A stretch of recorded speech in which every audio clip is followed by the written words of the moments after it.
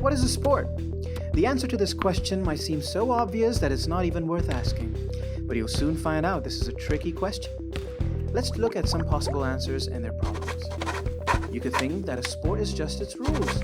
For example, basketball just is the rules that players follow when they play. However, this idea runs into many problems. First of all, college, NCAA, and professional, NBA basketball have different rules, yet players in both leagues are playing the same sport.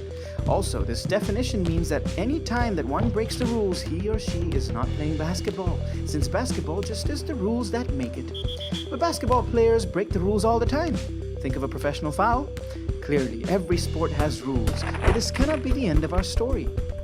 You could think that a sport is just a game that requires physical activity. However, this also runs into problems, since a game like chess requires some physical activity. It requires moving your hands to move the pieces, but chess is definitely not a sport. So how much physical activity is required? Enough to break a sweat? Maybe, but if a person doesn't sweat while playing a game of soccer, would you tell them that they're not playing soccer? Probably not.